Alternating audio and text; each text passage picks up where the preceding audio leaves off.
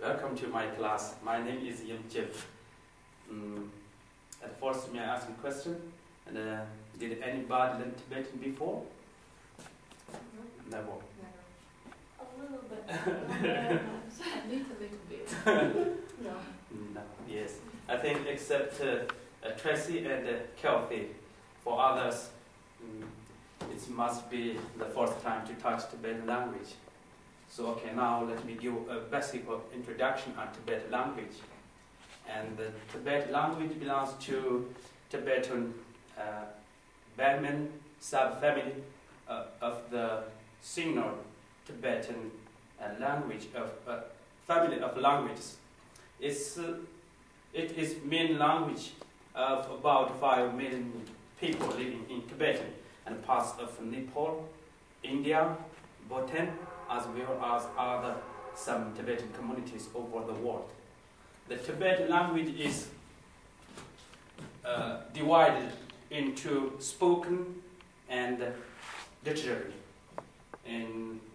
We call it Yike and Kake in Tibetan. The spoken language is everyday language, and it is influenced by local dialects and customs. There are 3 main dialects in Tibetan. They are Central Tibetan dialect, Kham dialect, and Amdo dialect, which come from 3 different provinces in Tibet. It can even be a little difficult for Tibetans to understand each other sometimes if they don't come from same area or they don't know literary Tibetan very well. So the literary Tibetan, on the other hand, is the same everywhere. The literary is can be further divided classical and modern literary Tibetan.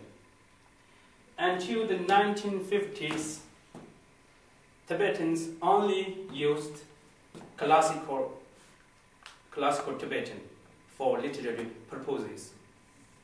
Classical Tibetan has been standard language throughout the Tibetan world.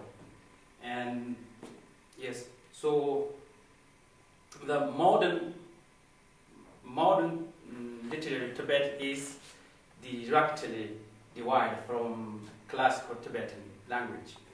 This is exemplified by newspapers, new form of fiction such as in novels, and new form of poetry, academic writings, and government documents, and so on.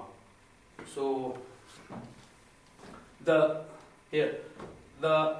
script we use today was created 1,400 years ago.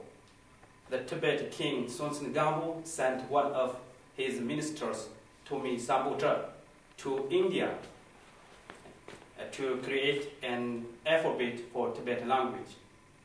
There are 2 most common scripts. They are Wiccan and women scripts. In English, literally headed scripts and headless scripts. Can you hear? This is the Tibetan consonants, and this is writing in headed scripts. And this script is used in books and other publications, while the women is used for handwriting. So here, this is the Tibetan alphabet. Tibetan alphabet consists of 30 consonants and 4 vowels. These 30 consonants traditionally are arranged in a set of 3 or 4 columns. Here, sorry.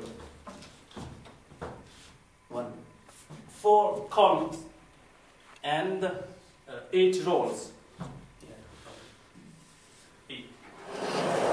8 rows. There are a great deal of logic in way the matrix is structured. For instance, here, first roll, ga, ka, ga, nga, the sound mid in the throat. And the second roll, ja, cha, ja, nya, the sound mid in the roof of the mouth. And the third, da, ta, da, na, dental T sound, ta, ta, da, na. And the fourth, ba, pa, wa, ma, labial p sound. It's the consonants, and so on.